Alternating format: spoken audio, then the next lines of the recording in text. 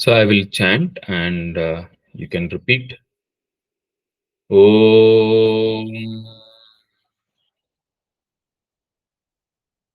Prapanna Parijataya Totra Vetraikapanaya Yanamudraya Krishnaya Geetamritaduhe Namaha Karpanyadoshopahatas Svabhavaha पृच्छामि त्वां धर्मसम्मूढचेताः यच्छ्रेयस्यान्निश्चितं ब्रूहि तन्मे शिष्यस्तेऽहं शाधिमां त्वां प्रपन्नम्। श्रीभगवानुवाच अशोच्यानन्वशोचस्त्वं प्रज्ञावादांश्च भाससे गतासून् अगतासूंश्च नानुशोचन्ति पंडिताः विहाय कामान् यः सर्वान् पुमांश्चरति निःस्पृहः निर्ममो निरहङ्कारः स शान्तिमधिगच्छति। योगयुक्तो विशुद्धात्मा विजितात्मा जितेन्द्रियः सर्वभूतात्मभूतात्मा कुर्वन्नपि न लिप्यते। उद्धरेदात्मनात्मानं नात्मानमवसादयेत् आत्मैव ह्यात्मनो बन्धुः आत्मैव रिपुरात्मनः। अहमात्मा गुडाकेश सर्वभूताशयस्थितः अहमादिश्च मध्यं च भूतानामन्त एव च।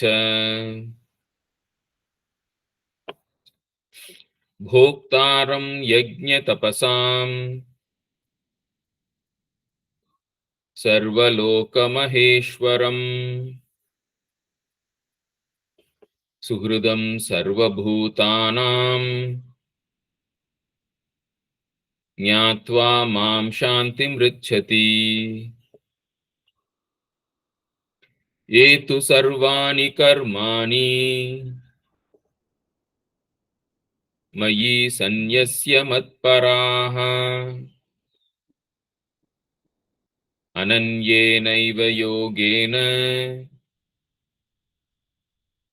मां ध्यायन्त उपासते तेषामहं समुद्धर्ता मृत्युसंसारसागरात् भवामि न चिरात् पार्थ मय्यावेशितचेतसाम्। अद्वेष्टा सर्वभूतानां मैत्रः करुण एव च निर्ममो निरहङ्कारः समदुःखः सुखः क्षमी सन्तुष्टः सततं योगी यतात्मा दृढनिश्चयः मय्यर्पितमनो बुद्धिः यो मद्भक्तः स मे प्रियः हरिः ओम तत्सत्.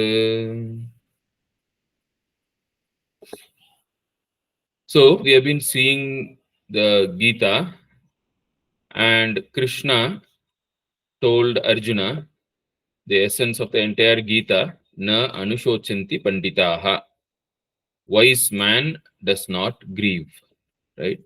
So the essential teaching of the Gita is how to become free from all sorrow, complete freedom from all sorrow, through the wisdom, through the knowledge of who am I. This is the essence of the entire Gita, right? How to become completely free from all sorrow through the correct understanding of who am I. This is what Gita teaches. Now, to understand who am I, we saw that that knowledge is blocked by different blocks. One is dependence upon the world for security, dependence upon the world for pleasure, and the wrong idea of limited identity. Now, dependence upon the world for security needs to be overcome by karma yoga, yoga yukto vishuddhatma.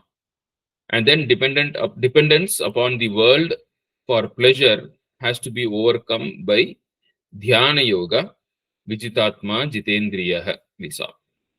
And then by knowledge, we have to become free from the ignorance of our real nature. These are the three steps we saw. Now so the first two, karma yoga and dhyana yoga, prepare the mind for jnana yoga. So these two are preparatory steps, and jnana yoga gives the knowledge. Now these two are compared. There are several examples given by the teachers, the acharyas, to understand this part, right? This path, right? So the preparation of the mind. So one is called the cleaning of the mind. Cleaning of the mind means freeing the mind from the likes and dislikes, right? And then freeing the mind from running after sense pleasure. So now, like say for example, like if a person comes, he's very, very hungry, and he comes and says, I'm very, very hungry, I want food. Then there is a place where they are serving food. Anadana is being given. And he comes there, and then he says, I'm very, very hungry, please give me food. And the person who is serving the food says, see, there are plates kept there, and we are serving khichdi, right? Like you take the plate, clean it, wash it in the tap there, and bring it. I will serve you khichdi. Then suppose the person says, no, no, no, no, I'm very, very hungry. You are asking me to go and wash the plate. Like they're like, no, like we cannot serve khichdi. Yes, you are hungry. Khichdi is the one which is going to satisfy your hunger. But then to handle the khichdi, you need the plate, right? So you have to do that. So the person takes the plate and goes and washes it and then brings it, and he's holding it ulta. Now the person says, no, no, hold it correctly. And then he's holding it correctly, and then he's shaking it. He's like, no, no, hold it without shaking. Only then I can serve the khichdi. Now, this is what is karma yoga and dhyana yoga. The plate is our mind. We have to uh, take the khichdi on the plate only. The knowledge has to be served in the container called the mind. Now, for that, first the mind has to be cleaned. So you go and wash the plate. That is karma yoga. Then after washing, you have to hold the plate correctly in the right direction, and you have to hold the plate steady. Only then the khichdi can be served. That is dhyana yoga, meditation. So the holding the mind steady so that the knowledge can be served, it is dhyana yoga. and then the knowledge is actually served. That is called Shravana, right? Now, once the knowledge is served, then you need to eat that. You need to eat the food. Just food being on the plate is not going to help. So you have to eat the food, and that is manana. And then you have to absorb, digest the food and absorb the nutrients. That is nididhyasana. So these are the steps, right? So you have karma yoga, then dhyana yoga, then shravana, manana, nididhyasana. So in lot of sampradayas, this 5-step process is what is explained. So now, so the prerequisite for jnana yoga to get this knowledge is karma yoga and dhyana yoga. Without that, the knowledge will not be useful. It cannot be understood. There is another example also given by acharyas, the teachers. Like suppose, let us say a person has is faints and falls. He faints and he has fallen down. Then immediately they take him to a hospital. They do a checkup. They bring him. They revive him, and then they do a checkup. He has come back, and then the doctors say, okay, we did a checkup on you. There is a 60% block in your blood vessel, so we have to do an angio. So we have to do a surgery. So let us do. We need to do it. So let us first do a checkup, and then they do a checkup. The hemoglobin comes to 6.5. Then the doctor says, with this 6.5 hemoglobin, we cannot do a surgery. So first you have to build up your strength. So the doctor says, like, okay, like eat a lot of nutritious food and take these vitamin tablets and strengthen your body so that the body can withstand the surgery. So he goes, he prepares, and then after a month's time, he comes back, and then they check. Yes, hemoglobin is 15. The doctor says, yes, now you are healthy. The body is healthy enough to do the surgery.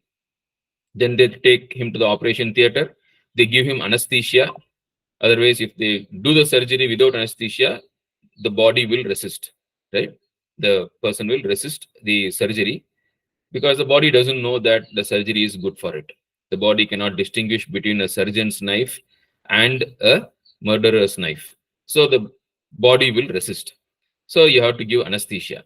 Then after anesthesia, the doctor will do the surgery and fix it, and then the person is healthy.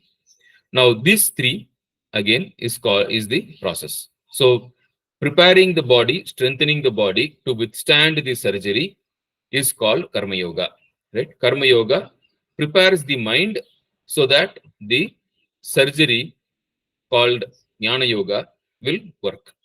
The second one is anesthesia. Anesthesia is to calm down the mind so that the knowledge can be given and the knowledge can be taken. Because without anesthesia, the patient will fight against the doctor. He will not let the doctor to do the surgery. So without meditation, the mind will rebel against this knowledge because the mind doesn't know that this knowledge is good for it. So that is why this meditation is needed.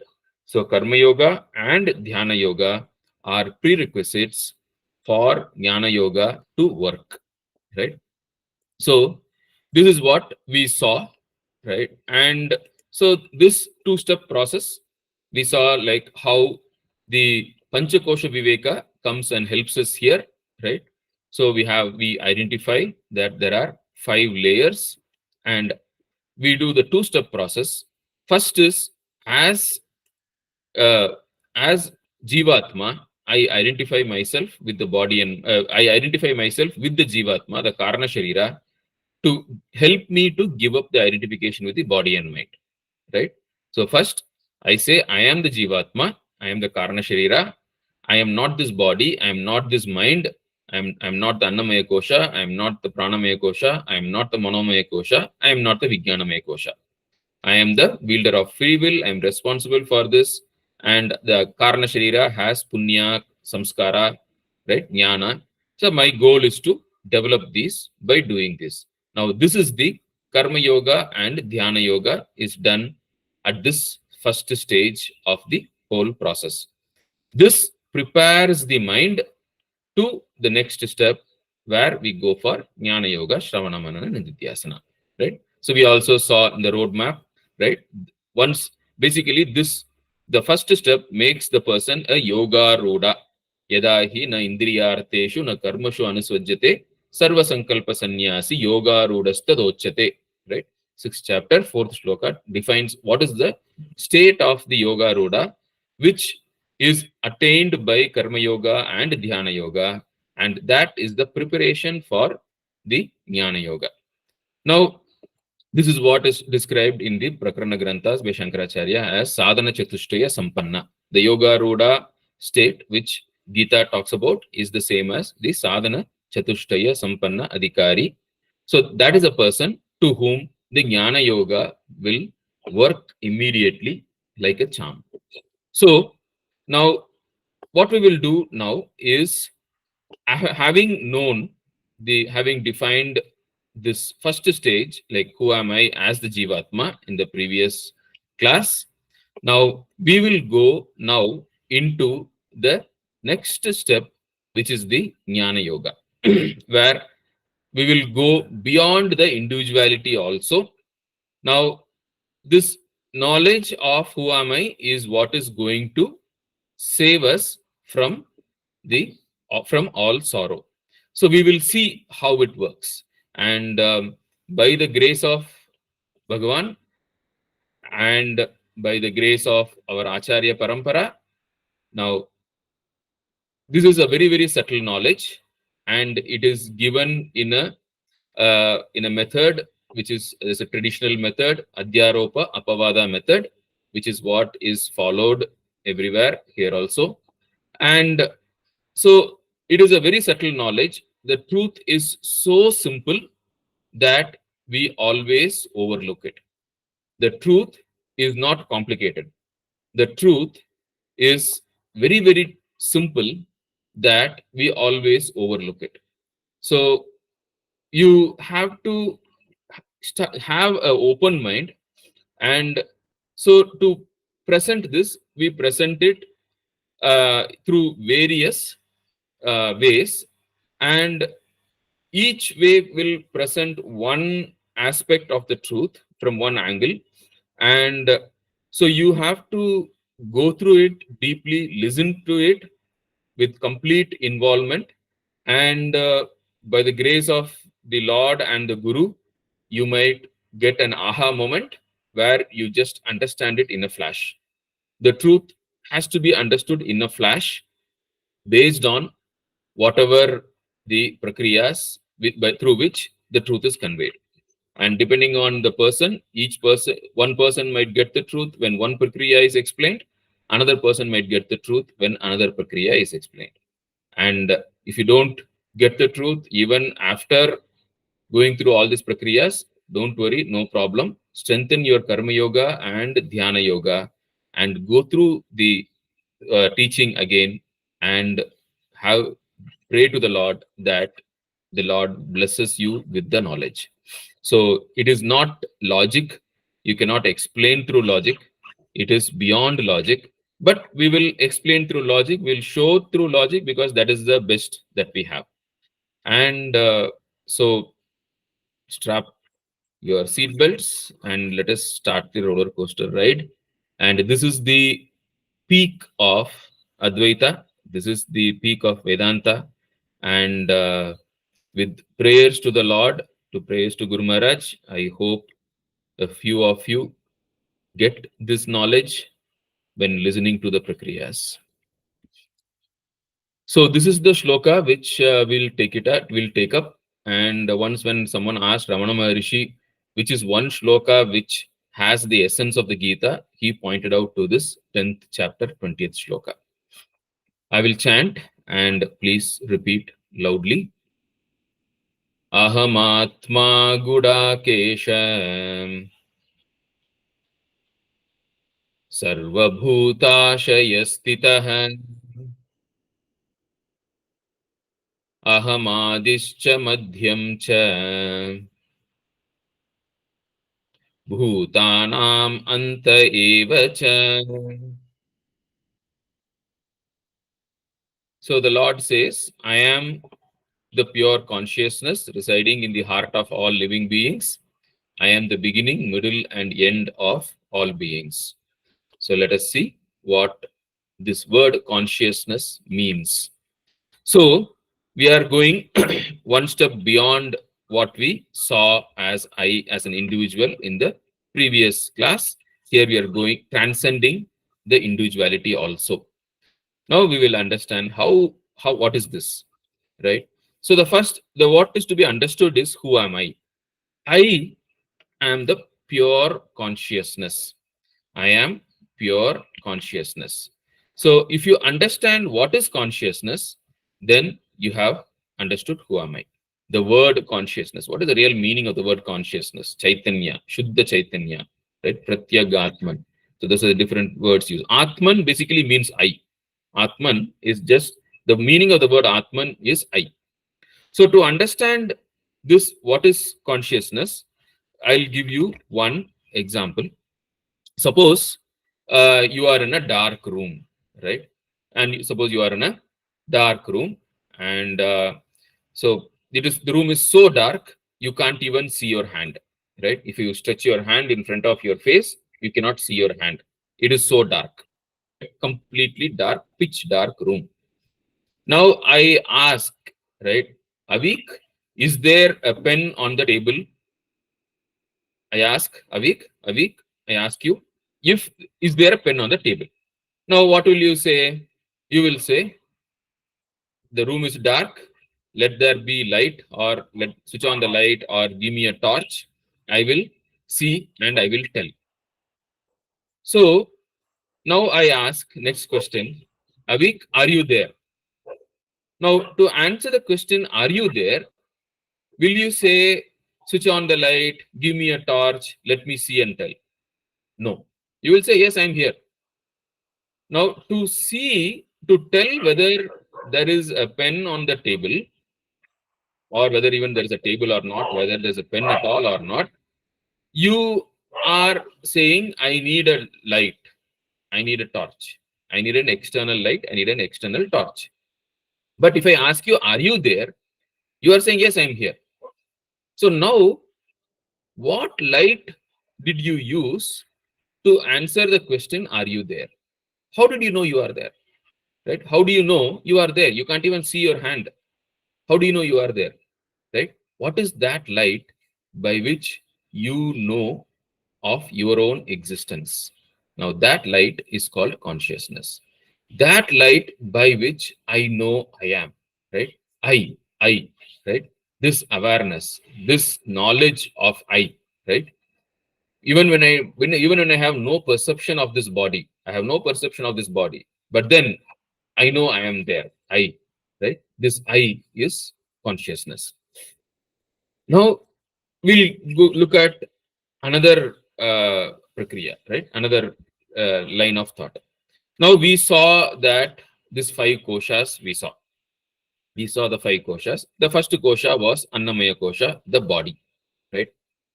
Now this body is an integral part of this universe, right? So every moment I breathe in and breathe out, some lot of oxygen comes from outside into my lungs, and exchange of oxygen carbon dioxide happen, and when I breathe out, lot of carbon from the body goes out as carbon dioxide into the rest of the universe. So every moment there is a interaction, and if I just do this with my hand, lot of dry cells have fallen down. If you look at use a microscope, you will find. If I eat an apple, the apple was there as a part of the part of the external universe, and I eat the apple, and now the apple is a part of this body. Now, every moment there is a constant interchange between this body and rest of the universe. This physical body is an integral part of this universe, or the physical universe. It cannot be separate from this physical universe. And if you are a student of physics, you will know no single particle of this universe can be isolated or separated from rest of the universe. Every particle of this universe is an integral part of rest of the universe. That is why you have law of conservation of momentum, law of conservation of energy. Like when you say law of conservation of momentum, like of, let us say, one pendulum, law of conservation of angular momentum. I make one pendulum swing, Foucault's pendulum it is called. Now It is the angular momentum is conserved with respect to what? With respect to the rest of the universe, right? So the moment I draw one system boundary around any part of this universe, now with the rest of the universe, there will be the law of conservation. So every part of this universe is an integral part of rest of the universe. You cannot isolate even a single electron or a single, neutron, or even a single photon out of from the rest of the universe. Every part of this universe is a integral part of rest of the universe. Nothing is apart. So when that is the case, me calling this body as my body is only a mental construct. It is only a mental phenomena. And in fact, like no part of this body which was there before 12 years is there now, right? Some people say 12 years, some people say 7 years, but there is a constant exchange of the part of this body with the rest of the universe, that every 12 years, if you see, there is no part of this body which was there before, right? In the Greek philosophy, it is called the ship of thesis, right? And in the Buddhist philosophy, it is called the chariot, Malinda's chariot. So there are different theories, right, like which explain this, right? You cannot step into the same river, right, twice. It's continuously changing. So now me saying that this is my body is only a mental concept. Now first thing is, this body is not separate from rest of the universe, number one. Second thing, this body is constantly changing. So this idea of I and this is my body is only in my mind. It is unreal. This idea of individuality, right, is a purely it's a pure concept. It is not real. Nothing. There are no individual bodies. This entire universe is one single physical universe. There are no individual bodies here, right? So the apple which was there on the table is tomorrow a part of this body, and day after tomorrow, after the toilet, it has gone away. So there is nothing in this body which is constant, and that this is my body, that this is an individual body. We draw a mental line around this body, around saying that this is my body or this is me. That is only a illusion, right? It is a fiction. Now this body is an integral part of the rest of the physical universe. Same thing applies for life also, right? Life also, suppose there is a very beautiful experiment in Chandogya Upanishad. So the guru shows one plant to the Shishya, and then the guru asks, like, where is life in this plant? The Shishya says, till the and all through the branches and all through the leaves. So now the guru says, okay, cut one leaf off, and after the leaf dries, like the whole, that part goes away. He says, okay, where is life in this plant? So the Shishya says, till where it was cut. So now the guru asks, okay, so now the life, what has happened to the life which was there? It has withdrawn itself, right? The life which was manifest has withdrawn itself because the physical condition that did not was not conducive for life. Now, if you keep cutting, then the life withdraws. Now, the question is, when the plant dies, where does the life go? Right? When a plant dies, where does the life of the plant go? Now it goes and it merges with the rest of the universe. So now the question is, was there a life in the plant apart from rest of the universe to start with at all? Right? The answer is no. Like for example, like suppose there is a hibiscus plant. I cut one branch, I put it on the soil, that becomes another plant. A root develops, it becomes another plant. So from one hibiscus plant, I can create some 100 hibiscus plants. So now how many lives are there? Is there one life or 100 lives? Right? And same thing, like a seed of a tree, or one two dogs are there, and then like after a few years there are some 20 dogs, right? So is there one life or multiple lives? Even if you take at the cellular point of view, right, one cell divides into two cells, and the sperm and the egg merge into one cell. So one cell divides into two cells divide into one cell dies away. Like, so if you say the number of living things in this universe, it's a very, very abstract and indefinite, non-deterministic entity. So, so the thing is, even in this one body, there are so many living things which are there. So, what is life, right? So, how many living things are there in this universe? What is life? If you analyze from this point of view, you can find that there is only one life in this universe. This universe is living. That's all. There is only one life in this universe, and that life manifests wherever the environment is conducive. If this body is conducive to support life, life will manifest through this body. The moment life cannot be supported in this body, the moment this body is not conducive to support life, then life will be withdrawn from this body, but rest of the universe will be there, right? So it is only a manifestation and withdrawal of life of this universe through different parts of this universe we call as birth and death. So there is one life in this universe, and no life can be independent of the rest of the life of this universe. No living being in this universe can live only on inorganic matter. Every living being needs organic matter as food to live, right? Right from a small bacteria, amoeba, to a big human being or the complicated life. Every living being can live only on other living beings. Life needs life to sustain. So actually, there is only one life in this entire universe, which manifests through multiple lives. And today it is a tiger, and that is a deer. Tomorrow the deer becomes a part of the tiger, right? Tomorrow there is an apple, and here there is a person, and tomorrow they merge. Day after tomorrow they split.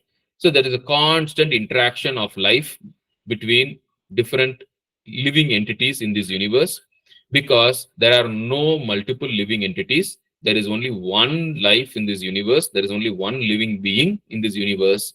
And that living being, that life manifests in this universe wherever, whichever part of this universe where there is the conducive nature environment for life to manifest. So this we have to understand. So the idea of individual life is only a mental construct.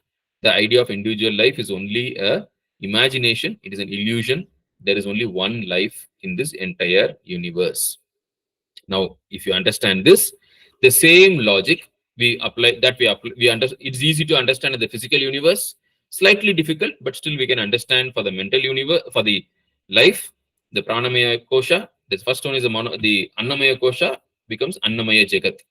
The second, pranamaya kosha, is a part of the pranamaya jagat. There is the individuality is an illusion.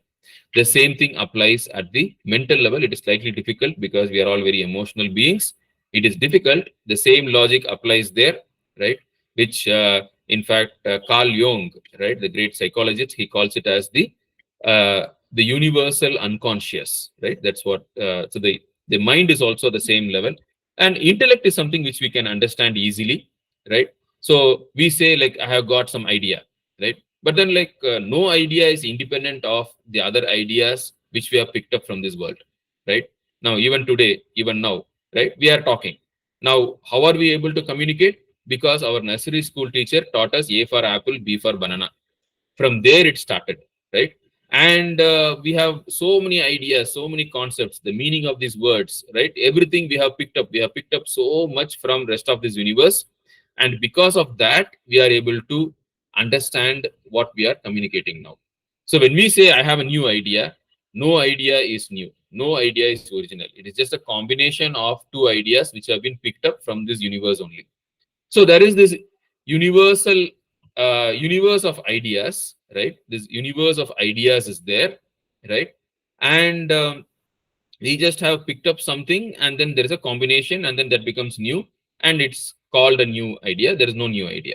So there is nothing called an individual idea or an original idea or my intellect, your intellect. It is just this world of intellect, this universe of intellect, universe of knowledge. And this universe of knowledge manifests in one brain. This knowledge manifests in another brain. And if there is, if this knowledge manifests in the brain which I call my body, then I say I know it. Then I say this knowledge belongs to me. Whereas if it is now, if that knowledge manifests in another brain, in another body, I say it is his knowledge. So, but there is this idea of my knowledge, your knowledge is totally fictitious. It is an illusion. It is imaginary. There is no identity. There is no individuality at all here. It is just a universe of ideas. And this universe of ideas, this universal intellect, uses my brain to remember some things, uses your brain to remember something, and it uses me and talking to you to convey, transfer some knowledge from my brain to your brain. But everything is done at an intellectual universe. In this intellectual universe of ideas, the brains are individual brains are used by this universe to remember some things. This is exactly what is given by expressed in the Gita shloka, right? So the life of this universe, there is one life in this universe, right? The shloka says, Aham Vaishwanaro Bhutva Praninam Deham Ashritah Pranapana Samayuktah Pachamyannam Chaturvidam. Krishna says, like, or the as a universal being, the Lord says that I digest the food in all living beings. Sitting in the all living beings, I breathe in and I breathe out. And when it comes to the universal mind, right, uh, he again says, sitting in the heart of all living beings, I remember things, I forget things, right? So, and then when it comes to intellect also, the Lord says, I am the knowledge, I am the knower, I am the teacher, I am the student, right? Everything is the universal alone, right? So, uh, Hriti Sannivishto Matta Smritir Jnanam Apohanam Cha, right? Vedanta Kritu Veda Videva Chaham, right? So basically that is the shloka in the 15th chapter, right? So now there is just a full universe where just the individuality is a illusion, right? So this body, the physical body, saying that this is my physical body is an illusion. This whole universe of physical universe is there. This body is an integral part of this universe. Similarly, life also, there is no individual life, there is only universal life. There is no individual mind, there is only universal mind. There is no individual intellect, there is only universal intellect. This individuality is a fiction. Individuality is only a mental construct. It is a illusion. Now, when it comes to the Karana Sharira, there also the same thing applies. Even the individual karma is a part of the universal karma. Otherwise, why would a person be born at this time, in this age, in this place, right? So, a, unless a son's karma is to be the son of that father, and that father's karma is to be the father of that son, they cannot be have a relationship. And even, in fact, even if you are going on the road, and if some stranger comes and asks you, what is the way to the metro station? Now, unless his karma and your karma overlap, that transaction will not happen. He will not come and ask you, right? So everyone's prarabdha karma of every individual has to fit like a huge jigsaw puzzle, right? With everyone else's prarabdha karma whom he is going to transact in this universe. So now this complex jigsaw puzzle of karma cannot exist unless the whole thing is just one universal karma, right? Now, a person who has got the karma to be born during the First World War will be born during the First World War. Another person's karma will be to be born in the Second World War, he will be born in the Second World War. So, unless the karma of this universe, the prarabdha karma of this entire universe, of this entire world, matches with the individual prarabdha karma, that will not happen. So, actually, to put it in more easier words, there is only this universe karma. This whole universe is evolving. This whole universe has a sanchita karma, prarabdha karma, agami karma, and calling that this is this individual's prarabdha karma, this is this individual's sanchita karma, that is only an illusion. There is just a fictitious boundary that we draw. So there is only universal, there is no individual, right? Now, me calling myself as Gokul Muthu, he calling himself as Avik, these are all fictitious entities. These are all illusions. It is like, in our school, we would have studied, latitudes and longitudes, right? Suppose if I ask, or even for Google Maps to work. If I say, where am I? Right? It will say, okay, 13 degrees, no, 13 degrees north and 79.8 degrees east. Right? That's a Bangalore's latitude, longitude. Now, if you say, now, are these 13 degrees, 78 degrees? Now, these are not all fictitious entities, right? That is why, like, even in the school, when you say what is latitude, what is longitude, the definition given is latitudes are imaginary lines drawn parallel to the equator. Longitudes are imaginary lines drawn perpendicular to the equator. But then, if there are imaginary lines, like, why do we have them? Now, if you go to the satellite and if you see from space, you will not see latitudes, longitudes, and all. But then you have, because these are all imaginary lines. But then why do you need imaginary lines, right? Why do you need that this is the latitude or longitude of this particular place? Why? Otherwise, we cannot transact. For the sake of transaction, we give names, we give numbers, we give the latitude, longitude to different points of this on this earth, so that we can calculate distances, we can calculate route, we can say, where am I? How do I go to the railway station? Google can give us the path, right? It can give the way. So all these things are possible only because we are able to identify, we are giving the identity to locations. Now, similarly, these names given to people are just for the sake of convenience and transaction. Now, me calling myself as Gokul Muthu, he calling himself as Avik, and she calling herself as Uma. These names are just for the sake of convenience. They are all imaginary. The individuality is imaginary. There is no individuality at all. Only the universal is. Only this whole universe is there. Individuality, saying I, you, I am this person, you are that person, that is a imaginary, based only for the sake of transaction. Beyond the transaction, there is no sanctity in any individuality. Individuality is an illusion. There are no individuals in this universe at all. Only the universe exists. That is why you say Om Tat Sat. Right? Tat Sat means what? Only the universal exists. Right? The individuality doesn't exist.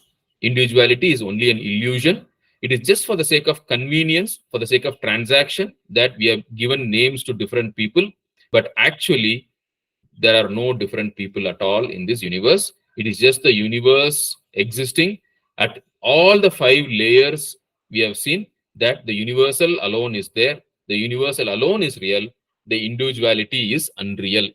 The individuality is a just for the sake of convenience. We have created a convention, a mental construct. So me calling myself as Gokul Muthu and you calling yourself as Uma, she calling herself as Savitri. These are all just mental constructs. They have no reality. In reality, the universal alone exists.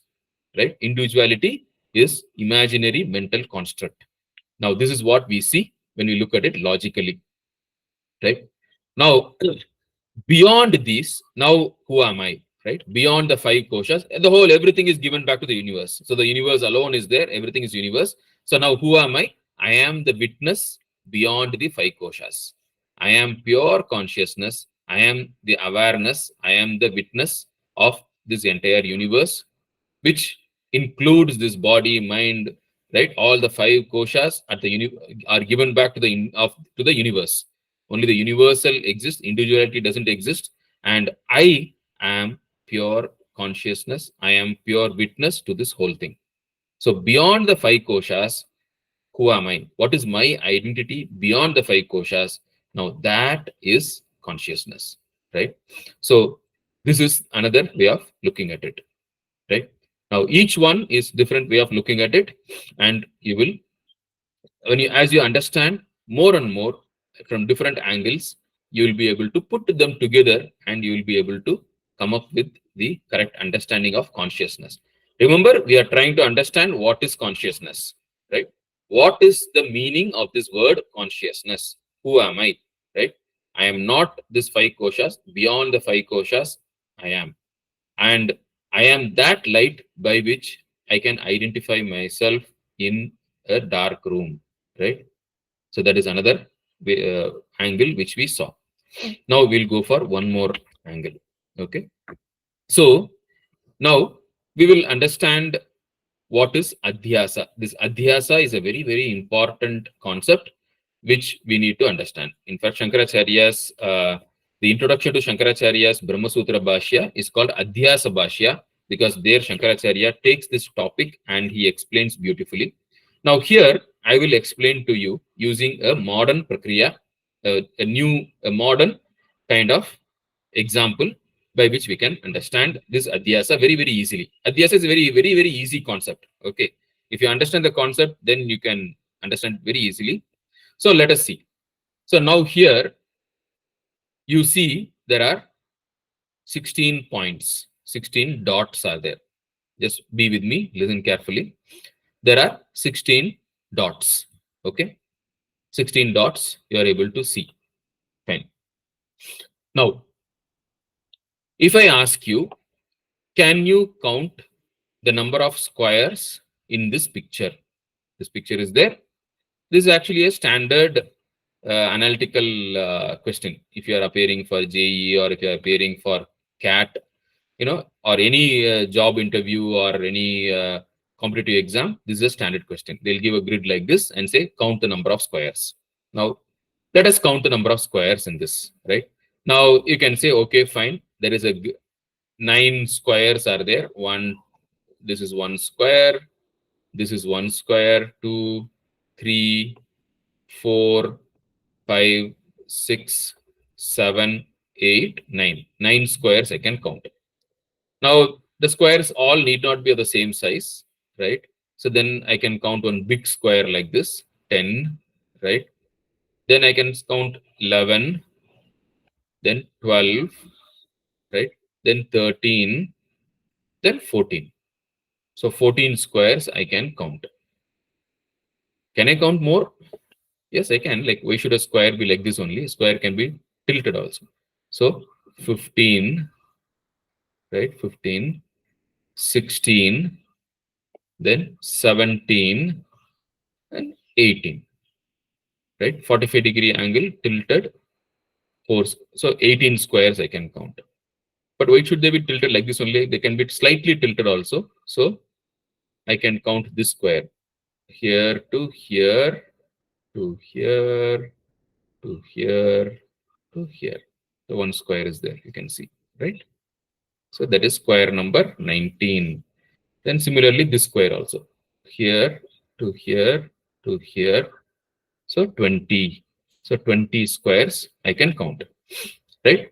So now that you know how to count, you can easily count 20 squares, right? And anyone who knows how to count will be able to count 20 squares. 20 is the correct answer, right? Now, if I ask, okay, can you count the number of hexagons? Yeah, easy. 1 hexagon, 2 hexagon, right? And then 3, right? 3 here, then 4, then tilted, 5, 6, 7, 8. So like this, I can count 12 hexagons, I can count. Fine. So now we can count squares, we can count hexagons in this.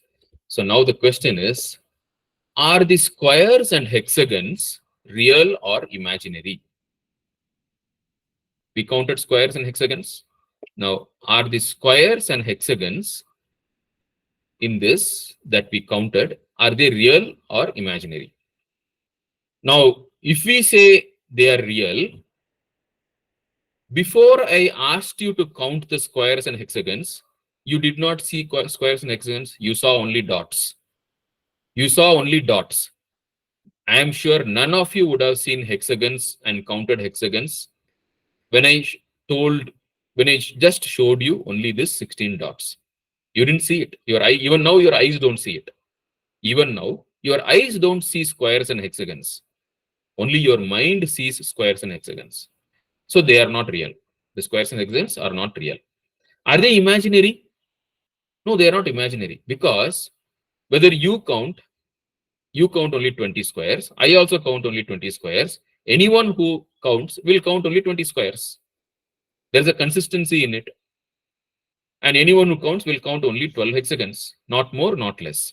So it is not fully imaginary. It is neither real nor imaginary, right? It is neither real nor imaginary. Now, this is what is called as Mithya, superimposed. Satya means real. Okay. Tuchya means imaginary. Mithya means it is not real, not imaginary. It is a different category of truth. It is called superimposed. It is there in your mind, right? But then it is not imaginary. Suppose if I don't give you the grid and say, okay, imagine a square. Now you can imagine a square. Suppose if I don't give this grid at all, and then I say, imagine a number of squares. Now you will imagine 2 squares, I will imagine 3 squares, someone else will imagine 10 squares. That is purely imaginary. But if I give you a grid like this and then says, count the squares. Now these squares on this grid, they are neither real nor imaginary. They are superimposed, right? Now this is the idea of mithya, right? So satya means absolutely real. Tuchya means completely imaginary. The examples given for tuchya in the scriptures is horn of a rabbit horn, shashya shringa, right? So horn of a rabbit is imaginary, right? Mithya is superimposed, right? Mithya is superimposed, like this square here. Fine. So now that you understood this idea of superimposition, right? Mithya. Now we'll go ahead. Now let us understand a few more words. Now the patterns in this grid are there in the grid in an unmanifested state. We use the word avyakta. Avyakta means unmanifest. What do you mean by unmanifest? It is there in the grid, right? But till you start counting it, they don't exist. They exist, they manifest only when you start counting it. Before I asked you to count the number of squares, you saw the grid, but you never saw any of the squares because you did not count them. But the moment you started to count the number of squares, the squares started appearing in the grid.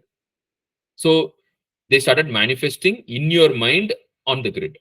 So before you count them, they are in unmanifest state, avyakta state, and when you count them, they become in a manifest state.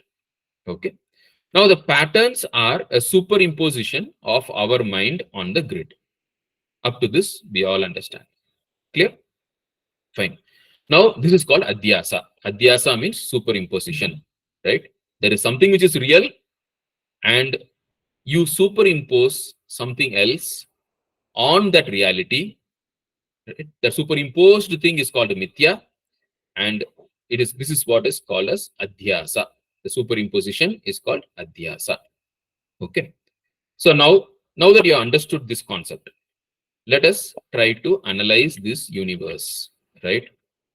Now you look around this universe, right? Look around you.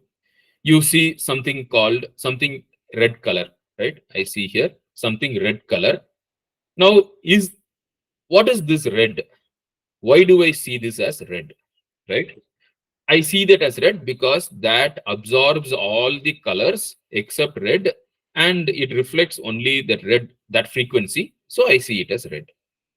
Fine. Now, our human eyes can see only the range from red to violet. We cannot see infrared. We cannot see ultraviolet. Now, suppose there is suppose on a red, or let us say, like, I take one green leaf, okay, and on that green leaf I put one green paste, right?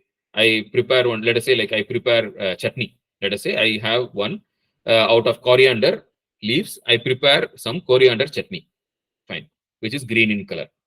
Now I place that green color coriander chutney on a green leaf, okay. Now I cannot see, if I look at it, I will say, oh, what a camouflage. Both are exactly green. They are identical. We cannot even distinguish that there is coriander chutney on this green leaf. That's what I would say. But if a bird sees that, the bird will be able to distinctly separate. He can see the coriander chutney separate from the green leaf. Why? Because the bird can see infrared. The bird can see infrared the temperature of the chutney is different because I took it from the fridge, and the temperature of the leaf is different because it has been lying in the sun. So because of the temperature difference between the leaf and the coriander chutney, I cannot see the difference because I cannot see infrared, but the bird can easily see the difference, right? The bird can see that this chutney does not have any infrared signature, whereas this leaf is emitting infrared because the temperature is different. Now, suppose I enter into a room, I enter into the hall, and I see father sitting and mother sitting, and there is two empty sofas. I just see this, and then I keep going. Now, suppose if a cat enters the same room where father is sitting, mother is sitting, and there are two empty sofas. If a cat enters that same room, what will the cat see? Now, the cat has got a very, very high sense of smell. So, when the cat sees this room, it sees the empty sofa. It says, I can smell the elder child on the sofa, and by the amount of smell, I can say that the elder child was sitting on the sofa 5 minutes back. I smell the younger child on the second sofa, but the child is not there. The child is gone, right? I smell this younger child on the sofa, and by the amount of smell, I can know that the younger child was sitting on this sofa half an hour back. 5 minutes back, the elder child was sitting on this sofa. Half an hour back, the younger child was sitting on this sofa, and father is sitting there. I can smell the pollen from the neighboring park on the father. So the father has gone for a walk in that neighboring park, and by the amount of pollen, I can know that the father has come back 10 minutes back. The mother is sitting here, and I can smell the milk which she was boiling. And so mother was boiling milk sometime back, and she has come and sit here. She has sat here now. Now, all these things the cat can very, very easily infer, which I cannot. Because the cat has one extra smell or extra stronger smell. I also have the sense of smell, but the cat's sense of smell is stronger. So the universe that the cat sees is entirely different. The knowledge that the cat has from the same situation, I am also seeing. I also enter the same hall. The cat also enters the same hall. But the knowledge that the cat gains out of the whole situation is very, very different from the knowledge which I can gain. And dogs can listen into ultrasonic sound, right? And sharks have got sensors for electrical pulses on their skin that they can detect the nerve signals in the living beings, at a far distance on its skin. So it knows some living being is there. And depending on the kind of the electrical pulse it can sense, it can know whether it is a human being, whether it is a fish, or whether it is a whale. It can know all that. Just by its skin, it can sense some electric pulses. Okay. Why am I telling all these things? So the universe, now you look around this universe, right? Now you see something as red. And that is because you are looking at it. Now, if you put an electron microscope, then you cannot see red. You will see the lattice structures. If you put a microscope, if you put one still more stronger microscope, you will see only the atoms. You will see, protons, neutrons, electrons. You'll be seeing entirely different. So the world which you see, right?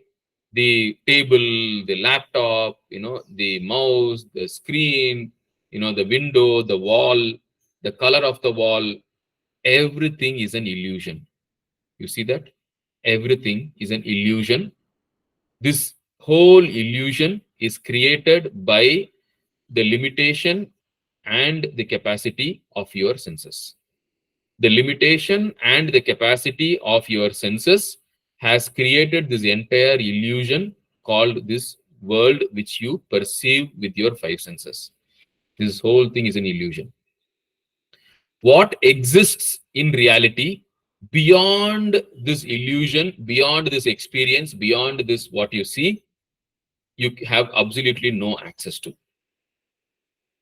What exists beyond this experience of this universe that you have through the limitations of your senses, what is beyond the senses? In reality, what is this universe? What is the reality behind my senses? You have only access to the senses. What is there behind? behind these senses, what is the real nature of this universe? What is the reality? You and I have no access to it, right? And same thing with the mind also. Mind also gives so much of coloring to the universe that we see, right? A guy is behaving normally. Some 2 pegs of alcohol enters into his blood, and he starts behaving like a monkey. The world he sees becomes entirely different when some alcohol enters his brain, right? And a boy is normal, fine, 5-year-old, 6-year-old, 7-year-old.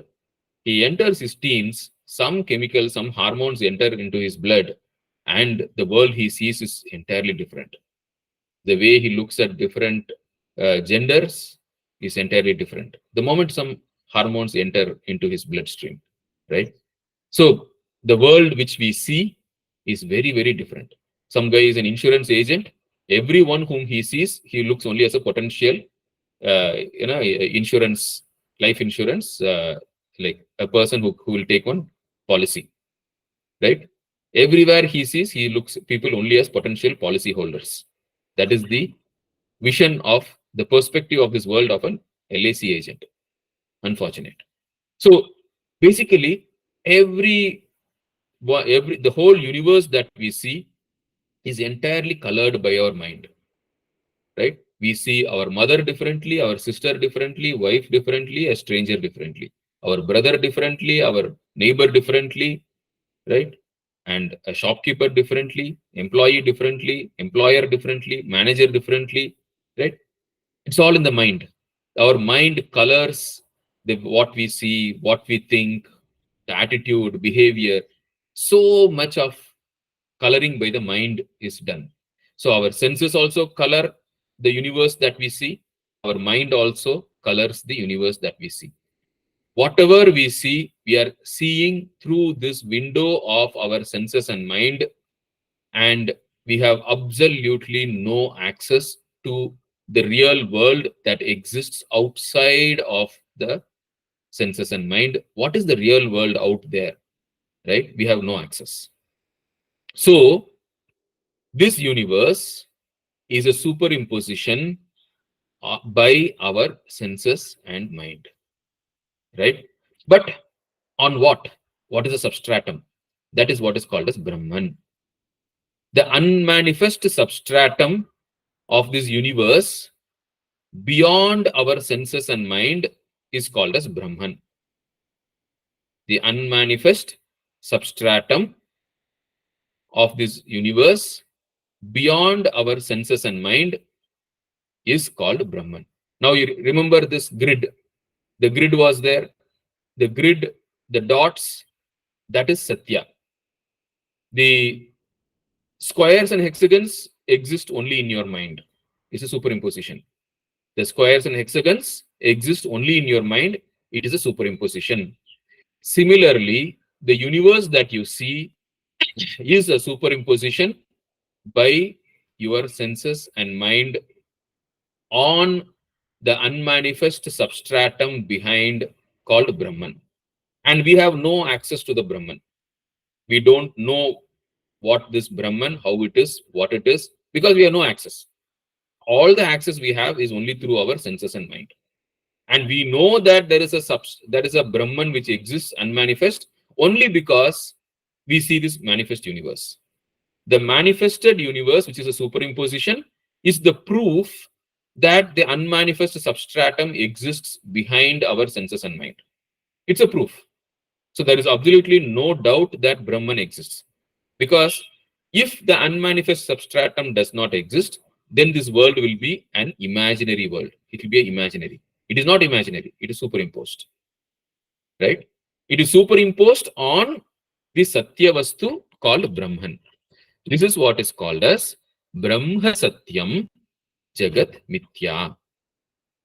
Brahman, Brahma means that is the unmanifest substratum. That is Satya. That is real. Jagat Mithya. The universe that we see is a superimposition by our senses and mind on the unmanifest Satya Vastu, which is the substratum. Understood? So this is called Adhyasa. And this is the meaning of this sentence, Brahma Satyam Jagat Mithya. The substratum of this universe, that is real, but the universe of experiences that we experience, this is a superimposition on that substratum by our senses and mind, and this is Mithya. This is not an illusion. Illusion is imaginary. The world is not an illusion. The world is a superimposition. It's a technical term. It is called Mithya. It's an Adhyasa. Right? Now, understand this. Brahma Satyam, Jagat Mithya.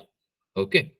So now that we have understood this, now we will go to another concept, right? We'll dig deeper into this Brahma Satyam Jagat Mithya, right? There are two entities called Sat and Chit. Sat we already saw. Satyam, Sat. Sat means essence, right? That is the essence of this universe. What is the substratum of this universe? To put it in another words, what is this universe made of? Right now, if I ask, what is this pen made of? I will say plastic. What is the plastic made of? Carbon, hydrogen, nitrogen. Right? Okay, what is the carbon made of? All right, we'll say protons, neutrons, electrons. Now, what are they made of? Quarks, leptons. Like that, you can keep on going. Science has got to some extent, but if we make the intuitive jump, what is that ultimate substance out of which everything in this universe is made of? What is the ultimate substance in this universe out of which the entire universe is made of? Now, that entity we call as Brahman. We saw, right? Brahma Satyam. That is the unmanifest substratum out of which this entire universe is made of. And this whole universe is a superimposition by our senses and mind. Clear. Now, we will, to understand this nature of this Brahman more, we will consider this object. How do we know that this pen is different from the table? Because the pen is blue color, the table is brown color, right? Fine. Now, this blue and brown exists at this level.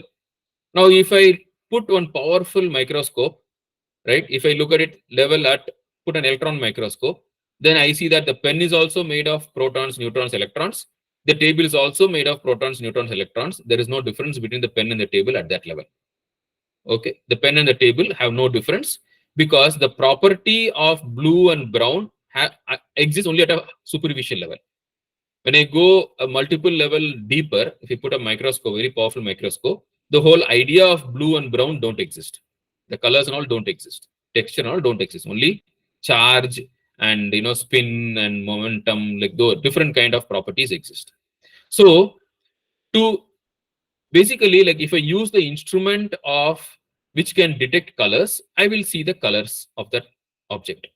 If I use an instrument which detects charge of an object, then I will detect charge. If I use an instrument which measures the length of an object, I will get the length of the object as a property. So which means what I measure depends on the instrument that I measure. And I cannot use a thermometer to measure the charge. I have to use a thermometer to measure temperature. I have to use a Hall effect sensor or something to measure charge. So basically, the instrument which I use reveals that aspect or that property of that particular object. That is what we saw as the superimposition, right? The Brahman is unmanifest, and depending upon what instrument I use to check that Brahman, that aspect of Brahman, that property of Brahman will get revealed. Okay, if I go and see, okay, I want to see the color of Brahman, then if I use an instrument that can measure color, then color of Brahman will be revealed. If I use an instrument which can measure sound, then the sound aspect of Brahman will be revealed. So now, what is the origin of the sound? Brahman is the substratum, and the instrument superimposes on Brahman, and that is how this universe appears. That's what we saw, right? This whole universe is a superimposition of the measuring instrument, which is the senses and the mind. So depending upon what instrument I use to measure, that aspect of Brahman becomes manifest, right? So the In another words, the property that I see is a superimposition on Brahman by the instrument. That's what we see. So now we see objects and properties. And at different layers, I use different instruments and I get different properties. At different layers, I use different instruments to get different properties, right? If I use a instrument that can measure sound, I get sound as a property. If I use an instrument which can measure light, I get light as the property. If I use an instrument that can measure charge, then I get charge as the property. So the property that I measure depends upon the instrument that I use. Now, question is, so the properties are emergent and they are superimpositions. So now the question is, the ultimate subject, the substratum. Now, at that level, we cannot have any properties because there is no distinction between the instrument and the object, the substance. For me to say this pen is blue color, right? The instrument of measurement has to be different from the object being measured. The object being measured has to be different from the instrument of measurement, but they should operate in the same domain. Then only then I can measure. Now, at the ultimate level, at the substratum level, the instrument and the object completely lose their boundary. They are not different from each other because it's all Brahman, right? So the ultimate substance cannot have properties. It is nirguna. The ultimate unmanifest substratum Brahman cannot have any properties. It is nirguna. And any change is only change of properties. So it is nirvikara. And changes all space and time, right, are basically only change of properties. This place it is green, this place it is brown, so it is different. Now, if there is no change at all with respect to space, then it is sarvagataha, omnipresent. And if it doesn't change with respect to time also, because only properties can change. And if there are no properties, if it is nirguna, nothing can change with respect to time also. So it is nitya, eternal. So Brahman is nirguna, Brahman is nirvikara, Brahman is nitya, and Brahman is sarvagataha. And how many such entities can be there? How many such entities can be there? Only one. Because even to distinguish from one entity to another entity, we need only properties to distinguish. And if that itself is not there, there can be only one nirguna vastu, and so it is ekam, only one. So Brahman is nirguna, Brahman is nirvikara, Brahman is nitya, Brahman is sarvagataha, and Brahman is ekam. There is only one Brahman, only one substratum. So Brahman is ekam, we saw. Right? Very logically, we can conclude. Now we'll switch to another topic. Let us keep this. We'll switch to another topic. Let us understand Chit, consciousness. Right? What is Chit? What is consciousness? We already got introduced to it, right? That light by which I know I am there, right? I beyond the Panchakosha. So here we will see another aspect of consciousness, where this is based on the text called Drigdrishya Viveka, right? There is a text called Drigdrishya Viveka written by Vidyaranya Swami, and in that there's a very beautiful analysis given of objects and properties. So now when I look at something that this is green, this is red, I see with my eyes. So I extend the subject till my eyes, which is the instrument, to judge the properties of the object, which I say is red and green. Now, if I want to check my eyes, right? I say, okay, do I have short sight? Do I have long sight? Right? Do I have color blindness? Do I have cataract? Now that cannot be known by the eyes themselves. So there, what is needed is we need to put one step back and we need to say, use our mind and say, using the mind as the instrument, that is extending the subject till the mind, you can judge the properties of the object, which is the eyes. The eyes have to become an object first, then only you can judge the properties of the object, of the eyes. Now, similarly, if I want to say I am angry, I am confused, I am jealous, I am arrogant. You have to make the mind itself as an object. Only then you can judge the mind. Fine.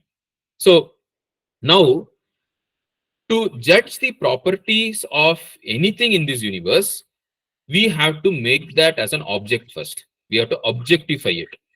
And then the properties will always belong to the object and never to the subject. Right? So, simple thing. Now, if I want to measure the temperature of the body, I use a thermometer. And I say, okay, 98.4 degree Fahrenheit. Now, this 98.4 degree Fahrenheit, is it the temperature of the body or is it the temperature of the thermometer? It is the temperature of the body. It is not the temperature of the thermometer, right? Now, the property belongs to the object, right? Not the subject. Clear? Fine. Now, once this is understood, right? Who am I? I am the ultimate subject, right? I am the ultimate subject beyond all objectification. The very definition of I is I am the subject. I can never be an object, right? I am everything else in universe is an object. I am the pure subject.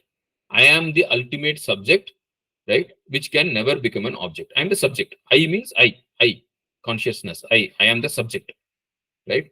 I am not an object. I am the first person singular. I am not the third person. All objects in this universe are second person, third person. I am the I am the subject. I am the ultimate subject that can never become an object. Gita uses the word aprameya, right? I am the ultimate subject which can never become an object, right? Now, this I, which can never be an object, the pure subject, the ultimate subject, cannot have any properties because all properties belong to the objects only. We saw, right? All properties belong to objects only. So the ultimate subject, I, can never have properties. I, the pure consciousness, I cannot have any properties. And I am Nirguna. And we saw Nirguna Vastu is Nirvikara. I am changeless because I am free from all properties. I have no properties. So I am Nirvikara. And Nirvikara implies Nitya and Sarvagata. I am beyond space and time. I am eternal. I am omnipresent. And there can be only one such entity. So I am Ekam. Aham Ekam. Aham is I am Nirvikara, Nirguna, Nirvikara, Nitya, Sarvagataha, and Ekam. I am the the pure consciousness, the ultimate subject, cannot have any properties. And so all these things follow. And in the earlier argument, we saw Brahman is Nirguna, Nirvikara, Sarvagataha, Nitya, and Ekam. Here we see I, the pure consciousness, is Nirguna, Nirvikara, Nitya, Sarvagataha, and Ekam. And so Sat equal to Chit. Right? Sat equal to Chit. Because both are the same. The moment we have proved that the ultimate substance is Nirguna and the ultimate subject is also Nirguna, right? Then Sat equal to Chit. There can be only one such entity, and that is I. And there's an article in my blog, right, called All is One, which was published in Vedanta Kesari. You can go and read it. This entire argument is presented there, right? Fine. So now, what is the startling conclusion? I am the substratum on which this universe is superimposed. I, the pure consciousness, I, the pure consciousness, I am the substratum on which this universe is superimposed. Sat equal to Chit. Chit is I am Chit, I am consciousness, right? I am the ultimate subject. Consciousness means I am the ultimate subject. That subject which can never become an object. And substratum, that is this universe, Brahman, right? And I am the substratum. This is what is meant by Aham Brahmasmi. Brahman is substratum. I am the ultimate consciousness. Aham Brahmasmi means I am the substratum on which this universe is superimposed, right? Sarvam Kalu Idam Brahma means this Brahma Satyam Jagat Mithya, right? And here we see Aham Brahmasmi. I am the substratum on which this universe is superimposed. Now, let this truth sink in, right? Understand? Let this truth sink in. Think about it, right? This entire universe is a superimposition by this mind and senses on the substratum, and that substratum is pure consciousness, which is I. I am the substratum on which this universe is superimposed. I am the witness to this whole drama, this whole life, this whole universe is just a superimposition on me. So now I will tell you a small story which I heard from Swami Sarvapriyananji, and that story will make it very, very clear to you, this whole thing. We may take 5 minutes more today to finish this thread of logic, right? So there was a father and a son who went to watch a movie, and the son had never seen a movie before. So while going, the son asked the father, "Father, what is a movie?" The father said, "See, there will be a big screen. On the screen, they will project images. The images will move. They will also play sound, which is in a synchronized way. So it will look as if the whole thing is alive." So they went, and they went late. The son could not understand what he said. Anyways, he said, "Okay, fine, let us go and see." By the time they went there, the movie had already started.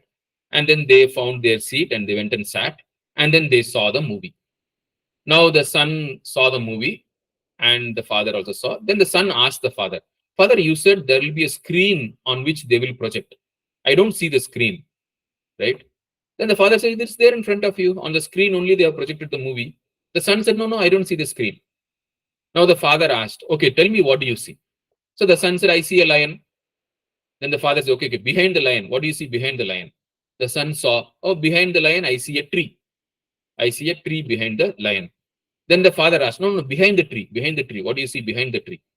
Then the son saw more carefully. He said, "I see sky behind the tree." Then the father asked, "No, behind the sky, what do you see behind the sky?" Then the son said, "What do you mean by behind the sky? Like, how can you say behind the sky? There is lion, behind the lion, there is tree, behind the tree, there is the sky. Like, that is all. Like, what else is there?" Then the father said, "Okay, okay, you watch the movie. I will tell you later." Fine. Then they were watching for some time. Then after some time, they put interval and they turned on the light. And then the father and the son, they went and had popcorn, ice cream, everything. And these days, I think nachos is more popular, right, in movie theaters. So anyway, they came back and again they switched off the light. They turned on the movie. The movie continued. Now the father saw the son. The father asked the son, "Do you see the screen now?" The son said, "Yes, yes, I'm seeing the screen very clearly. I can see on the screen only they are projecting the movie." So now the son is able to see the movie, see the screen. Before the interval, the son did not see the screen. Now the son has no doubt about the screen. He is able to see the screen. Now the eyes are seeing the same thing, but cognitively, earlier the son was not able to recognize the screen. Now the son is able to recognize the screen, even though the scene is the same. The lion is there, the tree is there, the sky is there, everything is the same. But then now the son is able to see the screen. Why? What happened in between? Right? In between, the movie was switched off and the son could see the screen.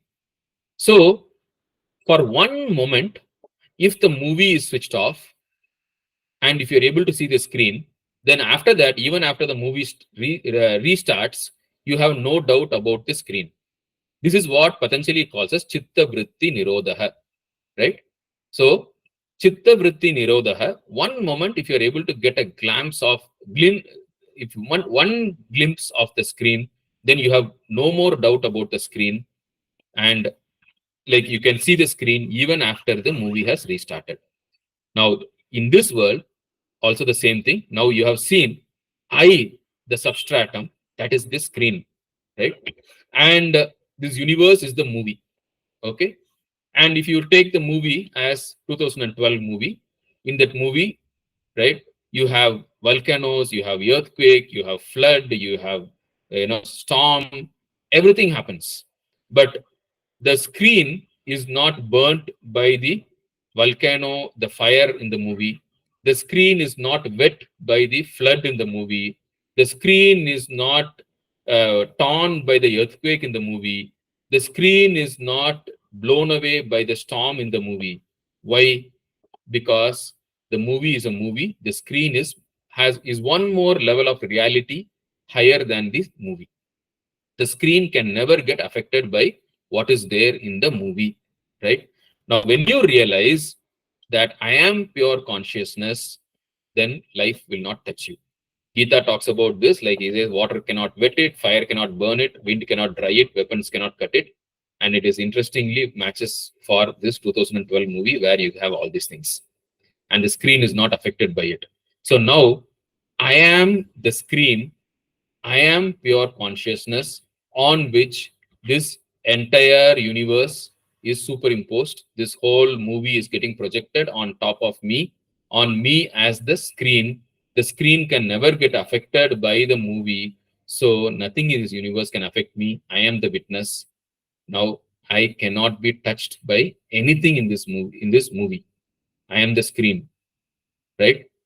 Whatever happens in this universe, whatever happens in this life, it is all part of the movie.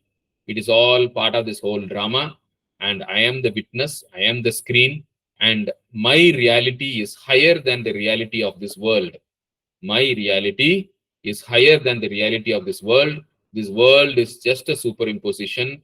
I am the substratum on which this world is superimposed. I am pure consciousness. And as pure consciousness, I am the mere witness, and nothing can touch me. This whole universe is a superimposition on to me as pure consciousness. And it is just like a drama, right? And I can play any role, right? This as a role, all these roles are played, and the actor is not affected by the roles that is being played. Now, to summarize, right? Jnana Yoga starts with the discrimination between transient and permanent, between the properties and substance, between the effect and the cause. We discriminated that. And Saguna Brahman, which is called Ishvara. More details of Ishvara we'll see later. So is the Karana, is the material of this universe, right? This, and just like the cause of a clay is the cause of a pot, right? Clay is the material of this pot, and the potter is an instrument, like is the one who made the pot, and we have the pot is there because the liquid has to be poured into the pot. So these are three causes. It's called material cause, instrumental cause, and utility cause. And these three are what is called as Sat Chit Ananda, right? Sat Chit Ananda, and these are the three causes of Saguna Brahman. And this is explained much more detail in April month. There is an article in Prabuddha Bharata called Different Aspects of Sachidananda. I had published one article in Prabuddha Bharata in April, and where I explained this, and also many other implications of Sachidananda. You can read that, and it's the copy of that article is also there on the blog. Okay, you can read that. So Brahman is the cause of this universe, and this universe is an effect, which is Mithya. So Brahma Satyam, Jagat Mithya means Brahman is a substratum, it's a cause, and this Jagat, this universe is a superimposition on Brahman, right? And this is called Vishwarupa Ishvara Darshanam. Now, after that comes the I, the distinction between who am I, the inquiry, self-inquiry. By Drigdrishya Viveka, we find that I am pure consciousness, I am the innermost self, right? And I am pure consciousness, I am the subject which can never become an object. And this is called Neti Neti, right? Rejecting every object to discover my own real nature as the ultimate subject. That process is called Neti Neti, right? Keep rejecting the object and to discover the subject. Now, in that process, I discover that the ultimate essence of this universe is nothing but pure consciousness. That is what is meant by Jivaha Brahma Eva Na Aparaha. This is called Atma Jnanam. And self-realization. Self-realization and God realization are the same because Atma Jnanam equal to Brahma Jnanam, because Atma equal to Brahma, right? So Atman and Brahman are the same, which means I, the pure consciousness, I am the substratum of this universe, which is Brahma, right? And spiritual sadhana starts with Vishwarupa Ishvara Darshanam and ends with Nirguna Brahma Jnanam. So this is the summary. This is the whole path of Jnana Yoga, right? Which we saw today. We saw very, very rigorous logical analysis, and by which we can prove without any doubt that I am the substratum of this universe, right? Aham Brahmasmi. You just need to listen to this again and again, right? The teaching, and just see if there are any logical gaps, fill those gaps, ask questions. That is called manana, right? And absolutely without any doubt, and you own it up. Here we are not talking about some third party Atman. Atman is I. We are talking about you. The whole discussion is about I, it's about you, right? So own it up. And when you say, when it says Aham Brahmasmi, that Aham means I am Brahman. I am the substratum of this universe, right? Now this realization will come, an aha moment, right? So when you go through this teaching, different prakriyas are there. Each prakriya will click for different people. One person, one prakriya will click, for another person, another prakriya will click. So listen to this, and you will have, by the grace of God, by the grace of Guru, you will have that aha moment where you will discover, yes, now I understand what is I. Now I understand what is consciousness. The whole thing makes sense to me. Then Aham Brahmasmi, when someone says, you will say, yes. You won't say okay. Okay means second hand knowledge. Yes means, yes, I also know it. I acknowledge, I also know it. It is the truth. So all the statements in the Shastras, they will not be information. They will be a restatement of your own first hand knowledge. That will happen when you go through this whole process and you strike that aha moment where you understand the truth. Yes, this is what is meant by consciousness. So very simple. It is an inquiry behind what is the meaning of the word consciousness, right? Who am I? Both are same. What is the real meaning of the word consciousness? Who am I? This is the inquiry. And the whole effort is to understand the real meaning. Once you have got it, there is no going back. Once you have seen the screen, there is no going back, right? Then you can very easily distinguish between what is the screen and what is the movie, even when the movie is running, right? That is the state of Jivan Mukti. A Jivan Mukta is one who has recognized the screen, and even when the movie is running, he can discern between the screen and the movie, and he identifies himself with the screen, and so he is beyond all sorrow, right? Na anushochanti panditaha. That is where Gita started, and this is what is meant by na anushochanti panditaha. The panditaha is one who knows, I am pure consciousness, I am the screen, and this world is a superimposition. This world is a lower order of reality.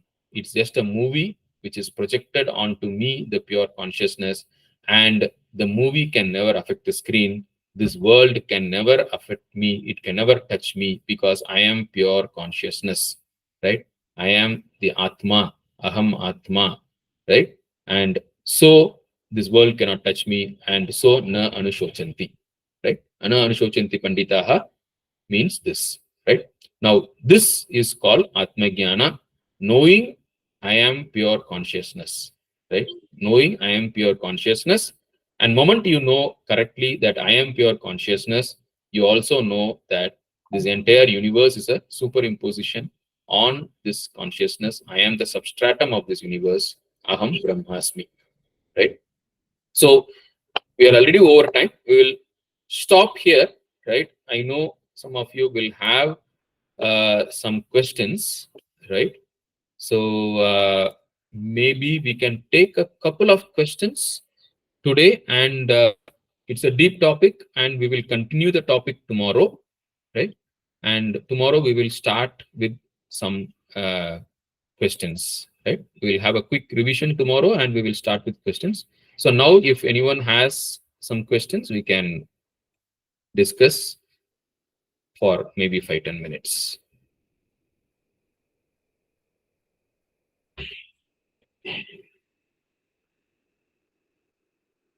Anyone has any questions?